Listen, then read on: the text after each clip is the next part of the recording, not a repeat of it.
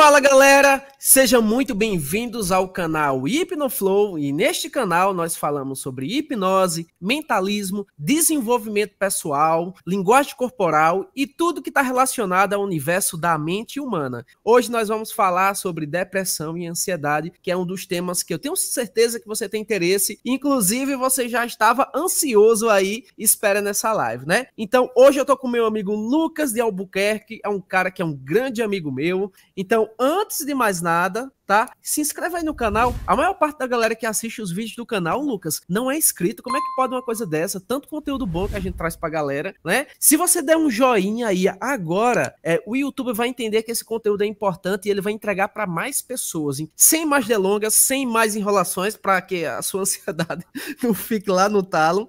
Então, Lucas, é com você. Eu não vou nem te apresentar, cara, porque assim, eu vou cometer o crime de esquecer alguma coisa que você faz. Vai lá, Lucas. Para quem ainda não me conhece, meu nome é Lucas de Albuquerque, eu sou gaúcho, falo aqui de Porto Alegre, sou mentor de terapeutas, atuo com terapia também, ajudo gente pra caramba.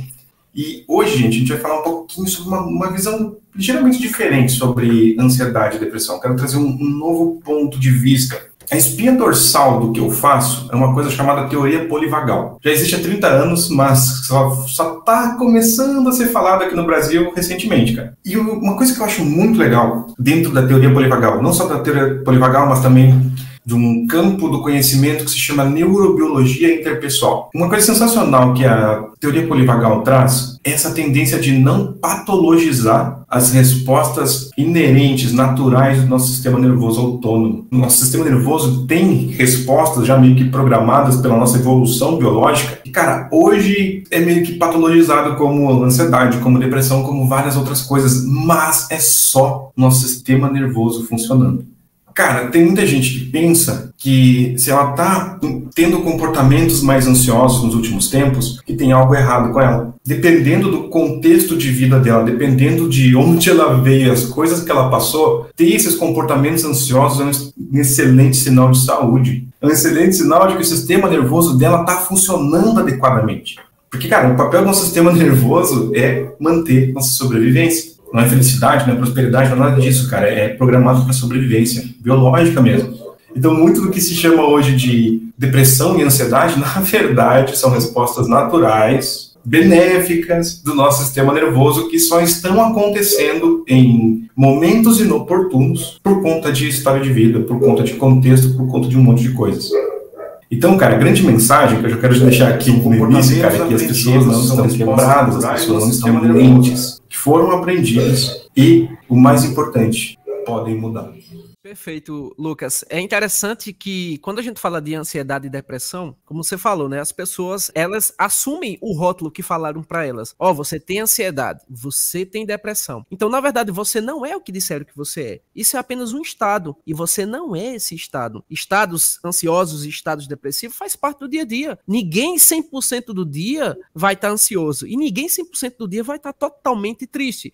Então, a gente tem que entender o que é o estado de funcionalidade do organismo e que uma pessoa saudável, né, Lucas muito bem colocou aí, vai passar, vai oscilar, sabe? Momentos do dia a gente sobe um pico, desce outro. Agora o problema é quando isso passa do ponto e você fica estagnado lá em cima ou fica estagnado lá embaixo. Esse é o momento que você deve se preocupar, porque, né, como são picos, é normal subir e descer. Você não pode ficar lá em cima totalmente e lá embaixo totalmente. Então, uma vez que você começa a entender isso, você já começa a entender que é teu cérebro que está tentando te proteger. Porque geralmente quando a gente fala, Lucas, de ansiedade e depressão, as pessoas entendem como patologias, mas elas não sabem que é a própria mente dela que está protegendo ela de riscos que muitas vezes são imaginários. Esses riscos não são reais, mas a mente dela entende que é uma coisa real que está acontecendo. Faz sentido, Lucas? Faz todo sentido e a gente vai entender hoje exatamente como que isso funciona, qual é o mecanismo que faz isso acontecer. Como eu falei lá no início, isso aqui já existe há mais de 30 anos, cara, mas aqui no Brasil só está chegando agora. Essa teoria foi criada pelo Dr. Stephen Porges, lá nos Estados Unidos.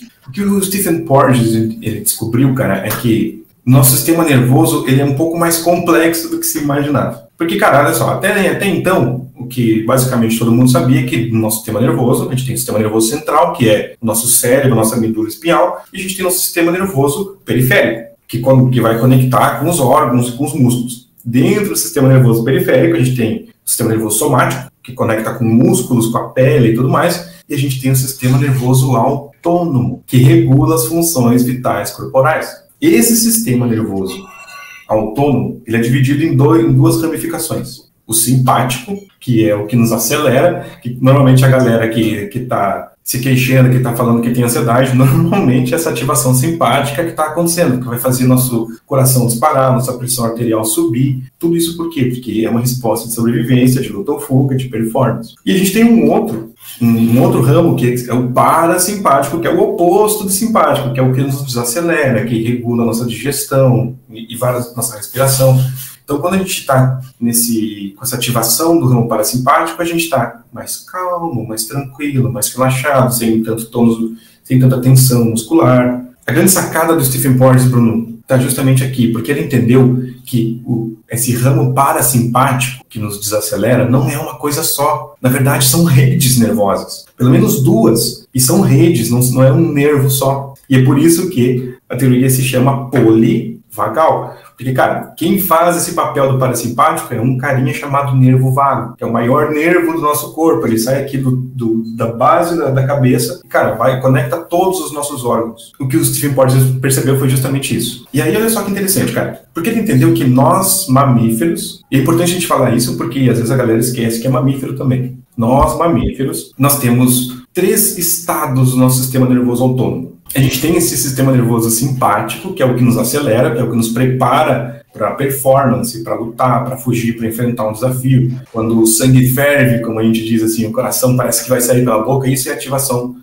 dessa parte simpática do nosso sistema nervoso autônomo. Mas o parasimpático é dividido em 2, cara. E é aqui que começa a ficar genial. A gente tem uma parte ventral. Ventral quer dizer a parte da frente desse nervo vago que conecta o nosso rosto, nossa garganta, nossos ouvidos e nosso coração. E a gente tem uma parte dorsal, porque passa por trás ali na coluna, na partezinha de trás, que vem e conecta nossos órgãos abdominais. Esse nervo vago, esse parasimpático, se divide entre ventral e dorsal, bem na altura do diafragma, sabe? E olha só, esse sistema parasimpático ventral, essa parte de cima que conecta o rosto, o coração e vai até o diafragma, é o que ele chama de sistema de engajamento social. É quando a gente está se sentindo super bem, sabe? Leve, tranquilo, sereno, quando a gente está sentindo liberdade para ser quem a gente é e se conectar com as outras pessoas. Esse aqui é o estado otimizado. E segundo o Dr. Porges, esse é o lugarzinho onde a gente deveria ficar a maior parte do tempo.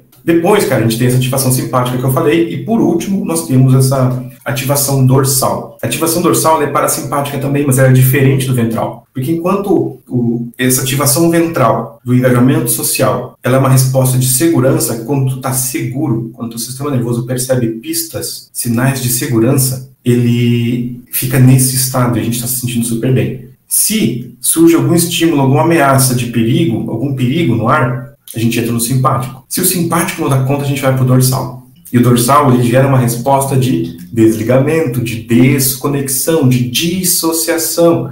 Em casos extremos, desmaio, sabe? Aquelas 5 que a pessoa desfalece. É isso, porque, cara, isso aqui é estratégia de sobrevivência. Isso aqui vem lá da selva, cara. Então, beleza, tá lá, chegou o urso, chegou o tigre, cara, o simpático. Vamos tentar subir numa árvore, sair correndo, fazer alguma coisa. Se o ser humano, se o animal percebe que ele não tem como lutar, ele não tem como fugir, ele entra nessa resposta de fingir de morto, conserva recursos. Inclusive, cara, o fluxo sanguíneo diminui, cara. Então, por exemplo, se o tigre arranca um pedaço do braço, o sangramento é menor, aumenta a chance de sobrevivência. É tudo um sistema muito inteligente, cara. Quando a gente fala de ansiedade, a gente está falando do simpático, essa ativação.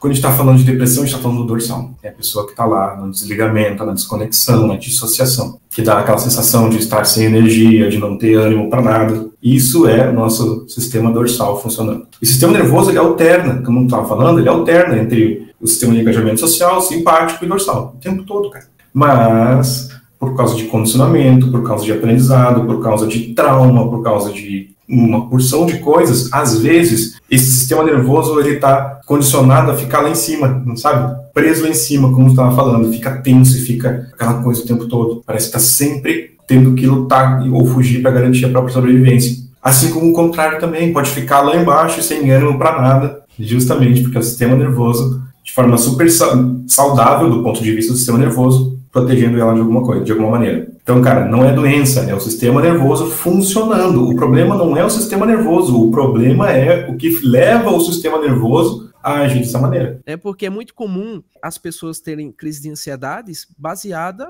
no pensamento delas, né? Porque das diversas formas que você pode ter as crises, né? Uma delas é começar a partir do pensamento, né? Cara, eu passei por uma situação um dia desse que eu recebi um recado no WhatsApp lá do local onde eu trabalho, da faculdade. Era o setor de RH. E diz assim, olha, precisamos fazer uma reunião com você.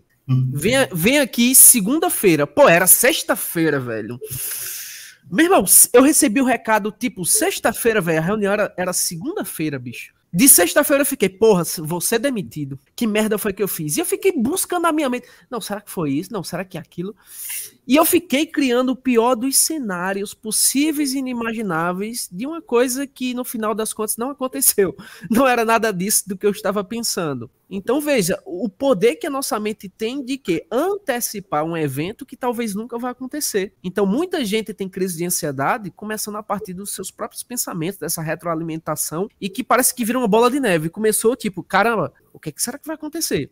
E, cara, eu passei, tipo, o sábado e o domingo, 24 horas do dia pensando nisso. Até que chegou a segunda, era, tipo, uma coisa nada a ver, é uma coisa que a gente tinha que resolver, mas era simples. Mas, cara, eu fiquei 3 dias sofrendo com uma crise de ansiedade fortíssima, sentindo todas as sensações, né? Então, a gente poderia dizer assim, Lucas, que ansiedade e medo é a mesma coisa, mas a diferença é que medo é atual, você tem que reagir agora, e ansiedade é um falso risco, é um alarme falso. Sim e não, cara, sim e não. Olha só, a resposta fisiológica, as sensações que a gente sente no nosso corpo são as mesmas, é idêntico. E, inclusive, eu vou além, cara. Eu diria que quando tu tá super excitado, entusiasmado com alguma coisa, provavelmente tu sente as mesmas sensações no corpo, mesmas sensações, mas tu dá um significado positivo para isso. Mas olha só, qual que é a diferença, cara?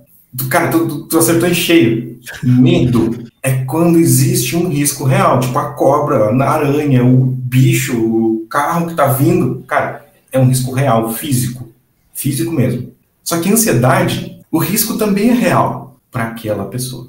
Só que a diferença é que o medo é tu estar reagindo a algo no teu ambiente que realmente é percebido como uma ameaça, e a ansiedade tende a ser tu reagindo a estímulos, só que internos. Só que para aquela pessoa é tão real quanto a ameaça física, cara. Porque ela tá presa no modelo de mundo dela, nas verdades dela, que foram construídas em cima de toda uma experiência de vida. Então não é que não é real para ela. E é por isso que o sistema nervoso reage, inclusive, porque para ela é real. E que tudo tem a ver com hipnose, né? Porque se sua mente acredita que aquilo é real, você tem uma resposta automatizada, tua fisiologia muda. Hipnose é uma característica do cérebro humano, você entra e sai desse estado vários momentos do dia. Então, no momento em que você consegue alterar a tua realidade através dos teus próprios pensamentos ou através da comunicação de alguém, você está vivenciando um fenômeno hipnótico. Então, naquele momento que você coloca uma noia na tua cabeça, uma paranoia, que isso vai acontecer e que teu corpo começa a responder, isso vira real para você e teu corpo ele vai ter essas respostas. Então, é só isso daí. Inclusive, a Joyce colocou aqui, Lucas, olha, Lucas, eu estava tomando remédios para ansiedade e depressão. Parei porque eu senti que estava muito bem, mas agora voltou com tudo e eu não queria viver assim. É o certo ficar nas medicações? Joyce, em primeiro lugar, eu sinto muito que você esteja passando por isso. Eu sinto muito de verdade.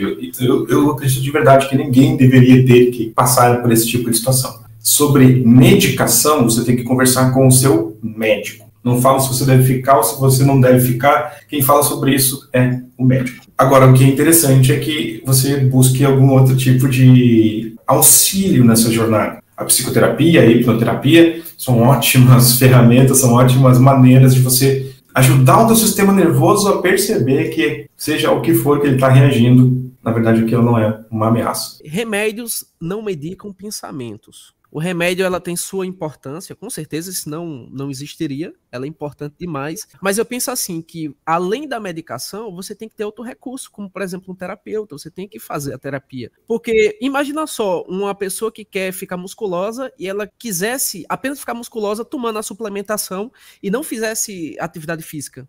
Ela provavelmente não teria o resultado que ela espera. Então, eu penso da mesma forma, você só tomar medicação sem resolver suas demandas emocionais, ela pode resolver num determinado ponto, mas o problema vai bater na tua porta, sabe? Porque o remédio, ela vai mexer na química do teu corpo, vai fazer você se sentir bem, porém aquilo é química. E vai chegar uma hora que essa química vai passar e você vai precisar tomar mais remédio para poder se sentir bem e vai virar aquele loop infinito. Então, muitas vezes, pessoas começam com uma dosagem muito baixa e ela vai aumentando. Isso é um problema. Você só tomar a medicação sem resolver tua demanda emocional. Então, procura um terapeuta. Aí, na medida que você for ficar tendo melhores resultados, você chega pro teu médico e diz assim, ó, tô ficando melhor, pode ir reduzindo gradativamente. Então, não faça a besteira também de retirar tudo de uma vez, tá? Nós que trabalhamos com hipnoterapia, com hipnose, a gente não tem autoridade nenhuma, né, como o Lucas falou, para falar de medicação, tirar remédios. O que a gente pode dizer é o seguinte, na medida que você vai tendo melhoras, vai conversando com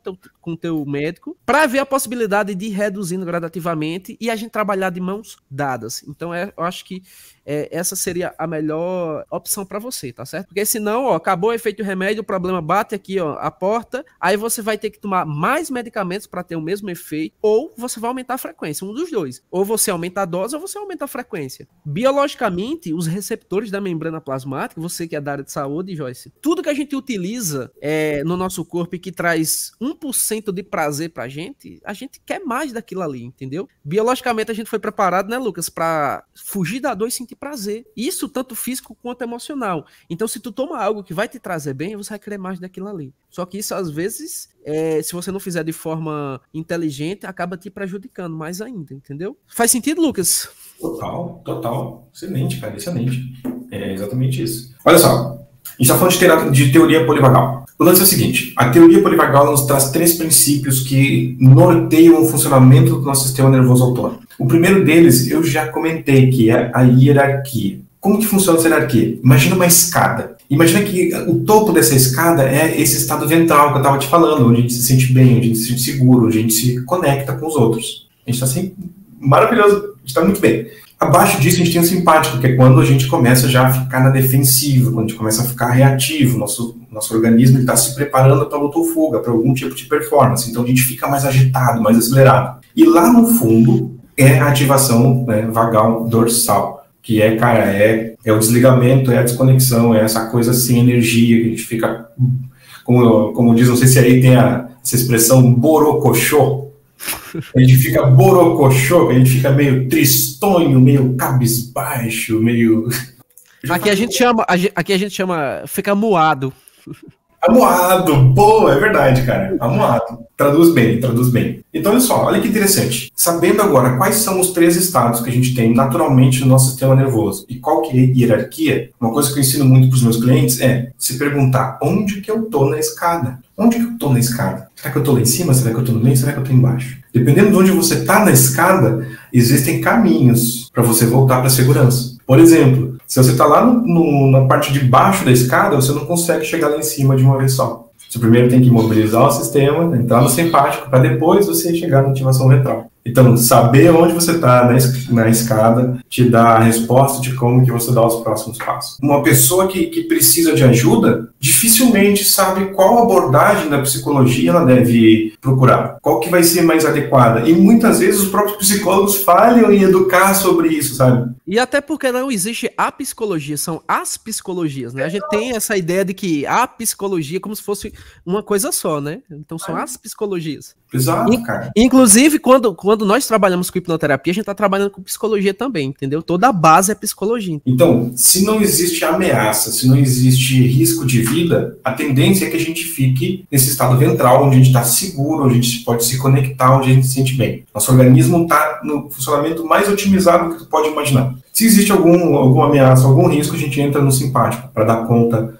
dessa ameaça, para lutar ou fugir. Se isso não dá conta, é fingir de morto, desconectar. Quando se fala em trauma também é outra coisa. As pessoas acham que trauma é uma coisa só, mas existem vários tipos de trauma. Tem pelo menos 2 que vale a pena falar aqui. Um deles é o trauma agudo, que normalmente são aqueles acontecimentos que ultrapassam muito a nossa capacidade de lidar com aquilo. Tipo uma catástrofe natural, um acidente. O que aconteceu agora com aquele desastre? Aqui em Porto Alegre, cara, aconteceu isso. É uma catástrofe. Entende? Tipo, cara, não tem o que a pessoa possa fazer. Ela não tem como lidar com aquilo, cara. Perdeu a casa, perdeu tudo. Então, isso é um tipo de trauma agudo. E normalmente em traumas agudos, olha a palavra-chave que eu acabei de falar, o sistema nervoso não tem o que fazer a respeito daquilo, ele não consegue lidar, normalmente a tendência é ativação dorsal. A ativação dorsal gera dissociação. E, cara, o que gera transtorno de estresse pós-traumático é justamente essa dissociação.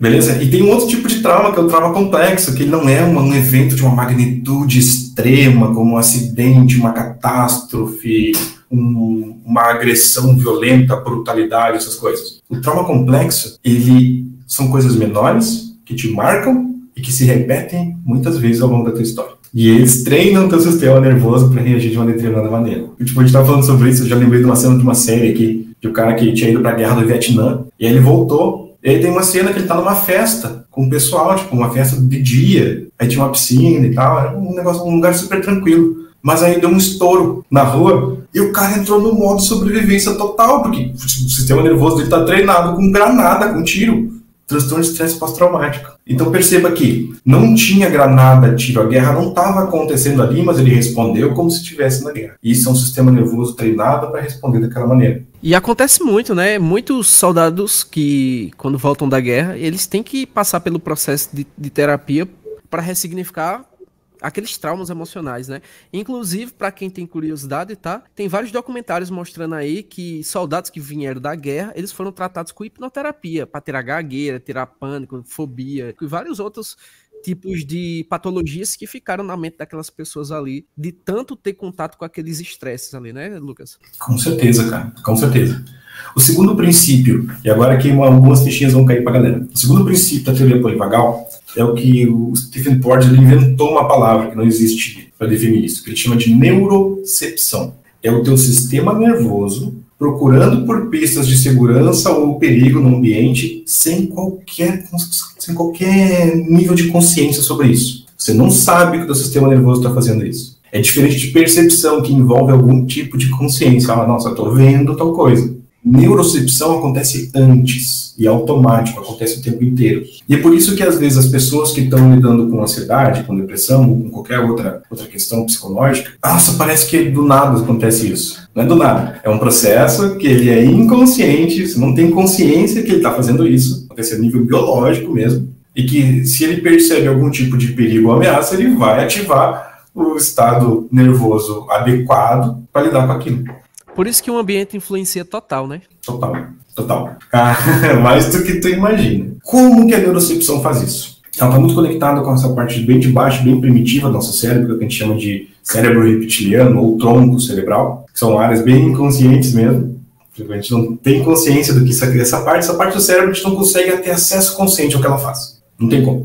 Então a neurocepção ela está escaneando o ambiente externo, o ambiente interno, mentalidade, memórias e várias outras coisas, e outros sistemas nervosos. Já aconteceu contigo, Bruno, de, sei lá, tá no consultório médico ou na fila para pagar alguma coisa e tem alguém muito agitado, batendo o pezinho? Geralmente essa pessoa sou eu. Beleza. Cara, porque um sistema nervoso influencia o outro de forma inconsciente. Se a gente está na presença de uma pessoa que está muito agitada assim, e a tendência é que a gente comece a ficar agitado também. Então isso é o terceiro princípio, é corregulação, já vou falar disso. Mas a neurocepção está olhando para essas três coisas, para o ambiente externo, que está acontecendo lá fora, o que está acontecendo aqui dentro e os outros sistemas nervosos que estão em volta. E não é só de gente não, de cachorro, de gato, tudo isso está incluso. A gente se conecta com isso também. Inclusive tem umas pesquisas que mostram que pessoas que são ansiosas ou depressivas têm animais ansiosos e depressivos. Cara, pra você ver a questão dessa influência aí do meio que você falou. Corregulação, cara. Um sistema nervoso está influenciando o outro o tempo todo. E essa neurocepção é o que está por trás dos gatilhos que disparam os problemas, saca? Então, olha só, a história de vida de uma pessoa pode influenciar a maneira como esse sistema nervoso se desenvolve para perceber coisas que, na verdade, não são perigo, como perigo. Coisas que não são risco de vida, como risco de vida. E aí vai ativar o simpático, né, ansiedade, ou o dorsal, depressão. Por isso que eu te falei lá no início, cara, é uma resposta natural do nosso sistema nervoso. O problema não é no sistema nervoso, não tem nada de errado com o teu sistema nervoso. O problema é o quê? Do coelho ser assim. Ó, vou te dar um exemplo, cara. Tem dentro da neurobiologia interpessoal, tem um cara chamado Alan Shore, Dr. Alan Shore. O cara é um PhD, assim, incrível o trabalho dele. E, cara, ele estudou muito o desenvolvimento de bebês. dentro do teoria polivagal, dentro de tudo isso que a gente está conversando aqui.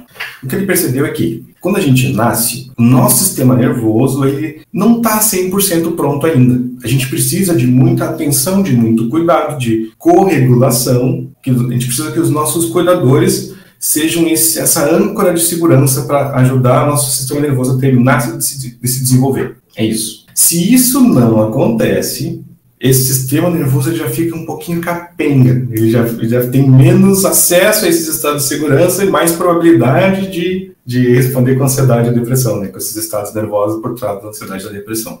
Só para te ver o quão longe isso aqui vai. Além de que a diferença de um bebê humano para um filhote de gato, duas espécies de mamíferos, tá? Mas a diferença é que o filhotinho de gato, o filhotinho de cachorro, ele vem com muito mais circuitarias pré-prontas no cérebro. E é por isso que o filhotinho de gato, o filhotinho de cachorro, com pouquíssimo tempo de vida, ele já consegue caminhar, já consegue se locomover. Ele já consegue buscar abrigo, ele já consegue buscar comida, alimento, né, na e até se defender, né, também. E às vezes até se defender, exato. Então, no curto prazo, isso é uma vantagem absurda, porque eles já têm essas circuitarias meio pré-prontas e eles já têm mais capacidade de ação. Enquanto o bebê humano, por 2 anos, cara, ele é totalmente vulnerável, concorda? Ele não consegue fazer nada sozinho. Para tudo, ele tem que chorar para chamar a atenção, para que ele possa ter as necessidades emocionais e fisiológicas atendidas. Por que isso acontece? Porque o bebê humano ele vem com muito menos circuitarias pré-prontas, ou seja, a gente vem mais folha em branco.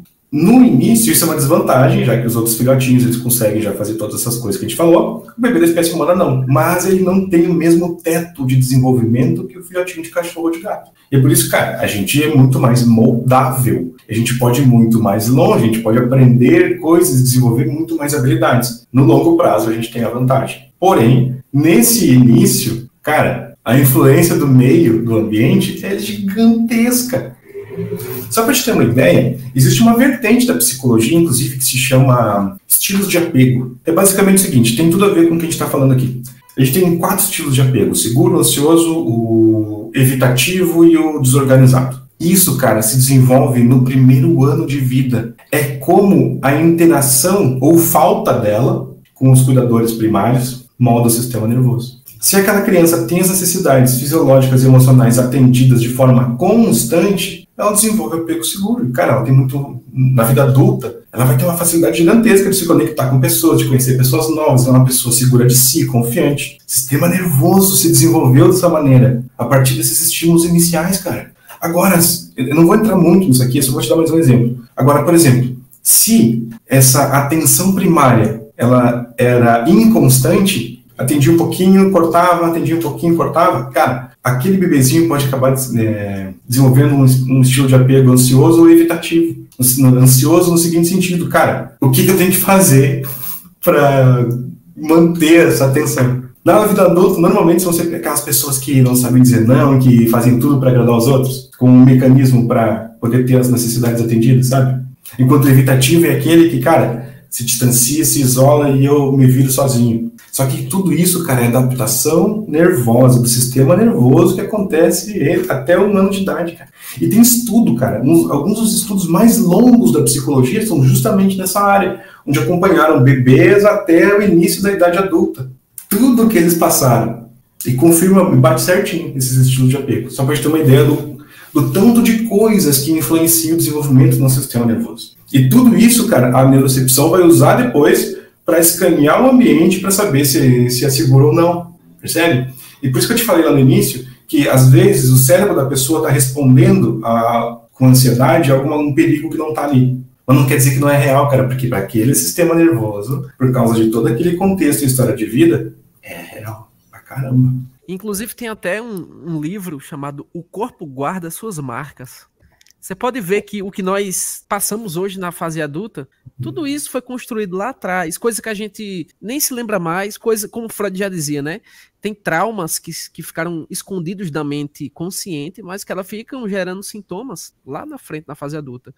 E muitas vezes você tá aí num estado depressivo ou numa crise de ansiedade, achando que isso foi coisa de agora. Eu comecei a sentir isso agora. mas na verdade pode ter sido uma sementezinha que foi plantada lá atrás, que foi germinando essas informações, mas a gente não sabe de onde veio. Minha esposa estava falando que, para quem não sabe, minha esposa, ela tá com o meu bebê internado no hospital. Meu bebê tem 27 dias de vida e tá internado. E chegou uma hora que, Lucas, não conseguia fazer o acesso venoso nele. Tentaram de tudo, as veinhas dele muito finas, o pobrezinho foi furado tanto, mãos, perna, aonde eles utilizavam para fazer o acesso venoso, tentaram, até mesmo na cabecinha, não conseguiram, até o ponto de que eu tive que negociar com o médico para poder comprar um antibiótico por fora do hospital, para levar, foi uma maior dificuldade para conseguir, porque não tinha, enfim. Mas eu tô falando nesse exemplo para entender como é que o cérebro da criança já está começando a entender os estímulos externos. Então, toda vez quando alguém tocava na mãozinha dele, ele recebia, depois desse toque, a dor, que era a furada da injeção. Então, chegou um ponto que só de tocar na mãozinha dele não tinha mais injeção. É basicamente isso que a gente tá falando. Um bebezinho de 27 dias já vivenciando o que é ansiedade. Não era um risco real, mas para aquele cérebrozinho, para ele era real. Não tinha seringa ali, mas só o fato da mãe tocar na mãozinha, o bebê já antecipava, já fazia uma previsão que ele ia levar uma furada. É estímulo, resposta, é gatilho, âncora. Então a gente já começa a entender como é que se forma, né? A antecipação de um risco que não é real para o mundo externo, mas é real para o mundo daquela pessoa. Exatamente, cara, exatamente. E olha só, o que a boa parte dos estudos mostra é que até os 3 anos de idade, nosso hipocampo, que é uma pecinha fundamental para codificar a memória de longo prazo, ele não está totalmente formado ainda. E por isso, cara, é extremamente difícil pessoas terem memórias de longo prazo anteriores aos 3 anos. Só que olha só, cara, nem toda memória tem conteúdo explícito. Pode lembrar e dizer, aconteceu tal coisa. Tem memórias que são extremamente somáticas. Esse é o exemplo que tu falou, cara. Foi cara, psicologia, condicionamento clássico. Toque, furada, toque, furada, toque, furada. É a mesma coisa que o Pavlov fez com os cachorros lá. Lembra muito também de Skinner, né? Condicionamento operante, né? Também, mesma coisa, cara. Bem similar a ideia. Então, olha só que doido, cara. Por isso que eu te falei, vai muito além do que a gente imagina. São várias coisas que podem influenciar. O Léo falou, pode acontecer ansiedade e depressão ao mesmo tempo? Pode, acontece o tempo todo. Cara, tem um outro conceito. Eu já apresentei aqui os três princípios. O terceiro é a corregulação, é o quanto um sistema nervoso pode conectar e ajudar a regular o outro. É por isso que, cara, que quando eu ensino terapia, quando eu dou mentoria, quando eu estou ensinando, cara, quem é meu aluno sabe que o rapport, a parte de conexão, é a parte mais importante de todo o processo de terapia. Sem isso aqui, cara, sem isso aqui muito bem feito, não adianta você querer fazer técnica e tudo mais. Cara, primeiro você tem um rapport inquebrável, e tem jeito de fazer isso bem rápido. Primeiro você constrói um rapport inquebrável e depois você pode atuar. Cara, eu falei isso lembrei. Tem um outro conceito, cara, que vem dessa neurobiologia interpessoal, e tu falou do Bessel van der Kolk, que tem aquele livro, O Corpo Guarda as Marcas. Pra te ter uma ideia, o Bessel, o Porges, o Alan Shore, Dan Siegel, cara, galera, assim, ó, estratosférica lá fora, todos nessa mesma vibe da neurobiologia interpessoal, com essa galera que eu estudei. É dessa galera que eu tô trazendo conteúdo pra cá, pro Brasil. Cara, existe um conceito chamado de janela de tolerância, que é basicamente o seguinte, é o quanto o teu sistema nervoso consegue suportar de estímulos e continuar se sentindo seguro. Então, olha, imagina que a minha tela aqui está dividida em 3, tá? Verticalmente, tem 2 linhas assim, que dividem aqui a tela inteira. Só imagina isso. Aqui no centro, a gente tem essa ativação do engajamento social, o sistema parasimpático ventral, onde a gente se sente seguro, onde a gente pode se conectar com as pessoas, a gente está se sentindo normal, se sentindo bem, se sentindo seguro. Acima, a gente tem o simpático. Então, tá aqui, começou a surgir desafio, começou a surgir estímulos ali, sinais no ambiente que soam como uma ameaça, começa a subir aqui para o simpático. Se o simpático não dá conta, vai lá para baixo para o dorsal. O ponto é, dependendo de como foi, cara, a gente já viu aqui que até a criação do 0 até 1 ano de idade tem uma influência gigantesca. Dependendo de todo o contexto e história de vida dessa pessoa, essa janela de tolerância ela pode ser maior ou menor. Quanto menor a janela de tolerância, mais facilmente ela vai para o simpático e vai para o dorsal. Ela fica menos tempo se sentindo, o sistema nervoso fica menos tempo se sentindo seguro. E aí qualquer coisinha ela vai para o simpático, ansiedade. Qualquer coisinha ela vai para o dorsal, depressão. Beleza? Estou falando isso para responder o Léo. É possível ter ansiedade e depressão ao mesmo tempo? Isso é sinal de um sistema nervoso cuja janela de tolerância é extremamente estreita. E aí transita muito. Você estava falando lá no início, né, que é sempre uma senoide, né, que sobe, desce, sobe, desce, sobe, desce. Esse sistema nervoso dificilmente ele fica no centrinho ali, no engajamento social, se sentindo bem, se sentindo seguro. É uma janela de tolerância estreita. Tem como mudar isso? Claro que tem. A gente consegue ajudar esse sistema nervoso a se reeducar e aprender a ficar seguro, aprender a associar esse estado de segurança com sinais que normalmente trariam ansiedade ou depressão. Estresse, medo, ansiedade, a química corporal é a mesma, é igualzinha. É igualzinha. Ó, o Daniel colocou aí, só me sinto seguro com os dentes cerrados o dia todo. Então, se você tá com os dentes cerrados, é o teu sistema nervoso tenso, ou seja, cara, tem várias coisas que a gente faz, e tu que manja de linguagem não verbal, de linguagem corporal, tu vai sacar isso. Por exemplo, tem pessoas que para se sentir seguras, elas precisam cruzar os braços. Cara, quando tu tá cruzando os braços, tu tá se dando um abraço, tu tá se protegendo, tu tá protegendo órgãos vitais. Então isso aqui, na verdade, é uma postura defensiva, e é por isso que quando a pessoa faz, ela se sente mais segura. Cerrar os dentes, cara, é uma manifestação de tensão. Então percebe, cara, que isso são manifestações de sistema nervoso simpático. É exato, Daniel, exato, cara. Então, olha só, ultimamente, não sei se aconteceu isso contigo, Bruno, que às vezes, tipo, as pessoas começam a te procurar pelo mesmo sintoma, tipo, um monte de gente. Ultimamente é insônia, é questão de dificuldade para dormir, e muita gente com bruxismo, inclusive. Algumas dessas pessoas que procuravam, cara, elas só conseguiam dormir em posições defensivas, abraçado no travesseiro, com as mãos assim, cruzando aqui. Então, olha só, isso são sintomas claros de um sistema nervoso que não se sente seguro. Porque se tu parar para pensar, a hora que a gente vai dormir é o momento do dia que a gente está mais vulnerável. O pessoal, quando fala de ansiedade, a maioria das pessoas tende a achar que é algo muito ruim. Inclusive, eu atendo alguns clientes que eu trago ansiedade em contextos adequados para essa pessoa. Por exemplo, eu trabalho muito com hipnose esportiva, Lucas. E muitas vezes o atleta está com uma baixa energia. E eu preciso evocar uma alta energia em um momento adequado para que ele tenha um melhor desempenho. Então, na hipnose esportiva, em vez de a gente relaxar o paciente, a gente vai trazer um certo nível de ansiedade para melhorar a performance. Então, entenda que se você tá meio deprê ou que você tá meio ligadão, como o Lucas já falou, é teu cérebro funcionando perfeitamente. O problema era se ele não chegasse a fazer isso. E como um pêndulo, pensa num pêndulo igual o pêndulo da hipnose. A hora que vai estar lá na ponta esquerda, a outra vai estar na ponta direita. Então, imagine ansiedade e depressão como se fosse a alteração do humor. E esses estados aqui, ele vai oscilando durante o dia, diante dos teus estímulos aí. Mas ele não pode ficar parado nesse lado e nem parado nesse outro lado aqui. Então, a terapia ela vem justamente para isso, né, Lucas? Para poder fazer você buscar a homeostase desse comportamento, para que não fique nem no pico de um lado, nem no pico do outro. Essa homeostase seria essa ativação ventral do nosso sistema nervoso parasimpático, que eu estava falando esse tempo todo, cara. Nossa, tu trouxe agora, tu resumiu a parada. E é exatamente isso, cara. Ó, da forma como eu ensino, porque eu estou aqui falando da teoria polivagal, mas eu adapto tudo isso para o mundo da terapia, para o mundo do changework. Da forma como eu ensino isso, cara, a gente tem estados mistos. Por exemplo, isso que eu estava falando para atletas é o que eu chamo de estado de performance, que é essa ativação ventral, onde a gente está se sentindo seguro, mas a gente está com o simpático ligado ao mesmo tempo que está nos dando gás. Então, por exemplo, estados de flow se encaixam aqui, que é quando tu tem performance segura. Tão segura que tu nem fica em diálogo interno nenhum. Boa, Daniel, é isso aí, vai que vai. Entende, cara? Assim como, por exemplo, a gente vai ter a ativação ventral e dorsal simultânea, que, cara, ela vai acontecer em momentos de intimidade. A gente está se sentindo seguro, a gente está com a energia mais baixa, a gente está com o nosso corpo desacelerou. Uma forma da gente entender, que eu acho que vai ficar bem fácil para a galera entender, é o seguinte: imagina o simpático como o acelerador do carro. Às vezes você vai ter que pisar no acelerador, cara. O freio de pé é esse ventral, cara, essa homeostase do nosso corpo, que reduz o ritmo e deixa a gente no ritmo perfeito, no ritmo ideal para a gente funcionar. E o dorsal que eu estava falando, cara, é como se fosse o freio de mão, o freio de emergência. Você puxou ali e parou. Essa foi perfeita, essa analogia aí, velho.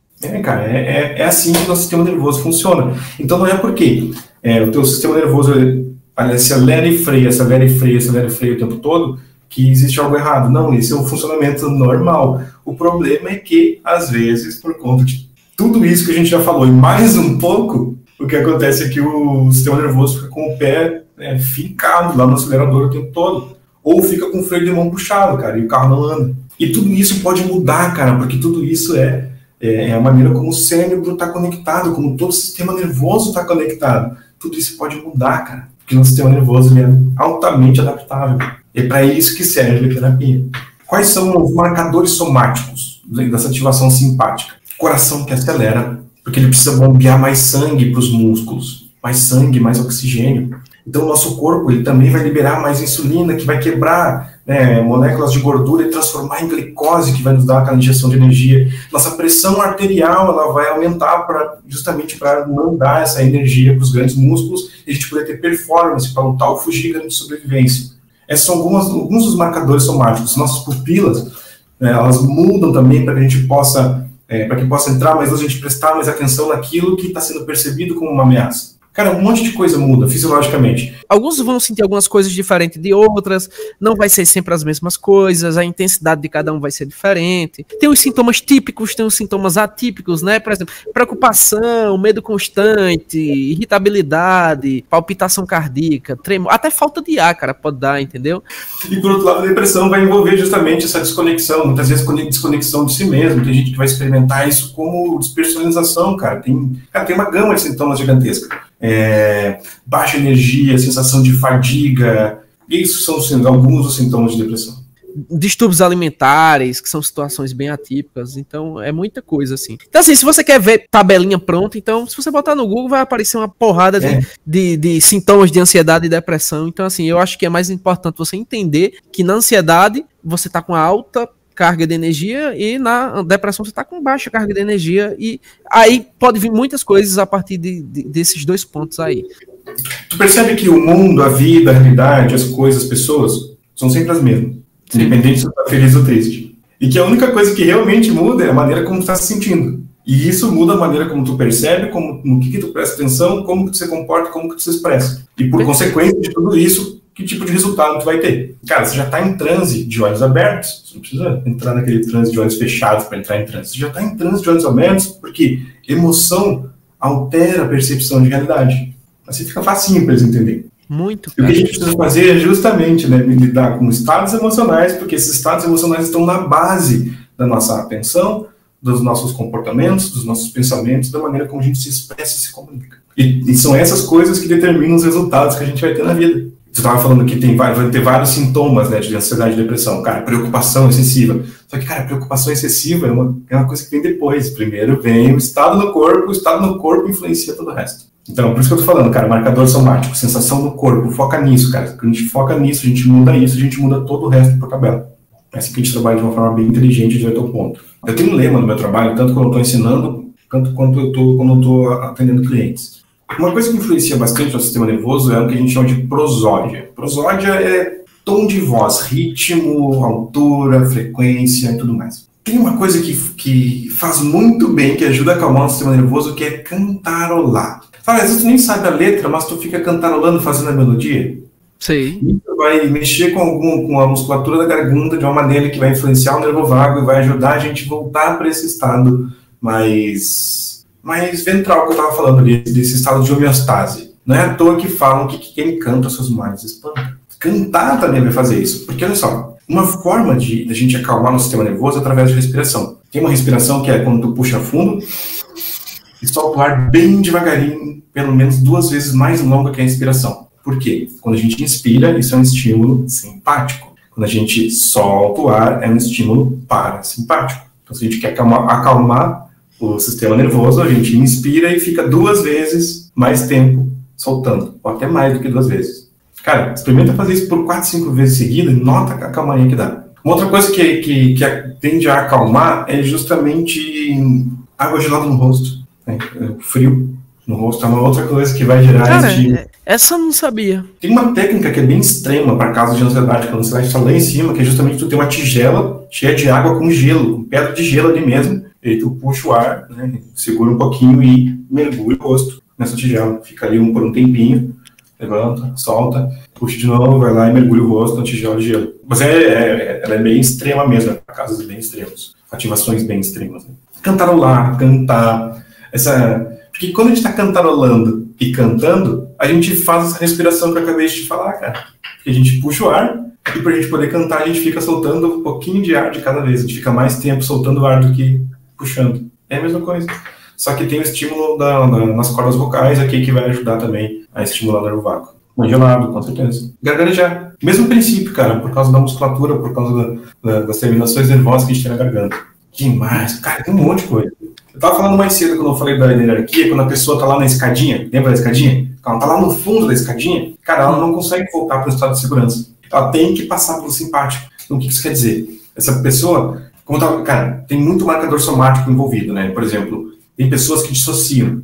E, cara, dissociar não é o que se fala na PNL, tá? Dissociar é realmente, cara, se desconectar das próprias sensações corporais, como se estivesse vendo de fora de verdade. É uma coisa bem complexa, bem complexa e, em alguns casos, até meio grave. Tem gente que dissocia. Se a pessoa dissocia, a primeira coisa é aterrar, ou seja, usar os seus sentidos para se conectar com o ambiente de novo. Coisas que você pode ver, que você pode ouvir, que você pode cheirar, que você pode sentir gosto, que você pode tocar. Para você voltar para o ambiente. E isso se a pessoa está dissociada, né? Se ela está desconectada. Mas se ela só está com essa baixa energia por causa dessa ativação dorsal, cara, movimento.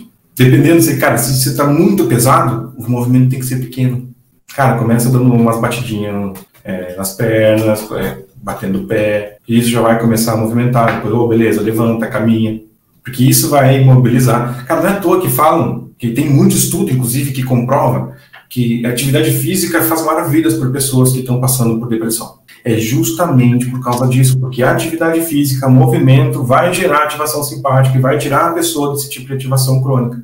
Beleza, se a pessoa está lá, às vezes tem que conectar com o ambiente, criar movimento no corpo mesmo para gerar essa ativação do sistema nervoso, para depois fazer alguma dessas técnicas que a gente está falando aqui para chegar no homeostase. Se a pessoa está só na ativação simpática, é mais fácil, a gente usa algumas técnicas bem específicas para voltar para esse estado de homeostase. Inclusive, cara, um desses clientes que eu estava te falando de insônia, ele dava muito com pesadelos. Sonhos é uma coisa que dá uma live inteira. Tá? Dá pra gente fazer uma hora dessa aí para falar de uma teoria dos sonhos que é genial. Eu fui estudar sobre isso, para encontrar maneiras de ajudar ele, né? Porque era uma insônia terminal, era insônia que acontecia mais pro final, da metade pro final da noite. E normalmente já veio com esses pesadelos. Cara, a gente fez umas intervenções muito malucas, cara. E na minha pesquisa eu descobri umas coisas fantásticas sobre sonhos, cara.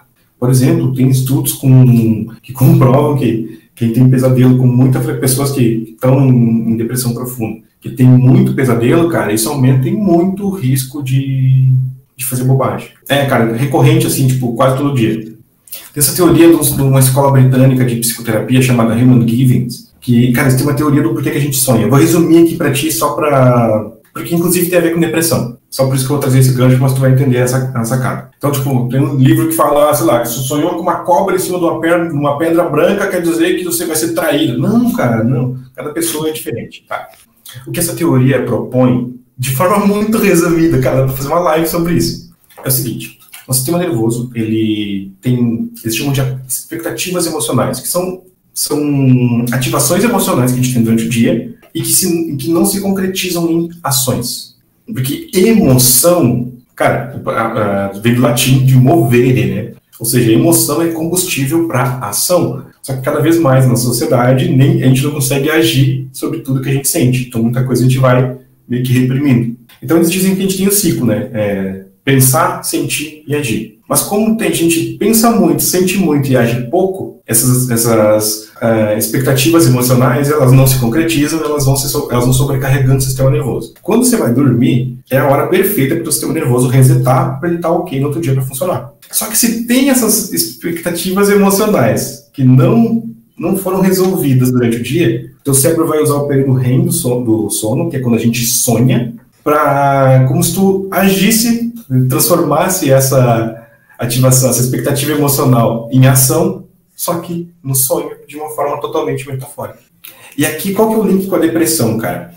É que um dos sintomas mais presentes, uma das dinâmicas mais presentes em pessoas com depressão é ruminação. Diálogo interno excessivo e ruminando. Quando a gente está ruminando, a gente está pensando muito, sentindo muito, agindo pouco, concorda?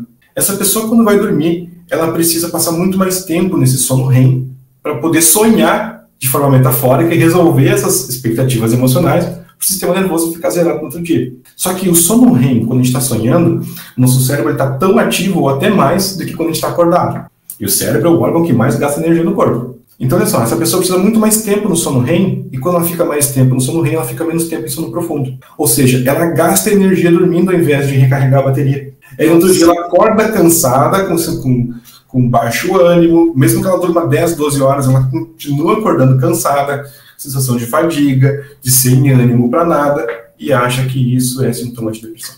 Cara, essa teoria ela é fantástica demais, cara, fantástica demais.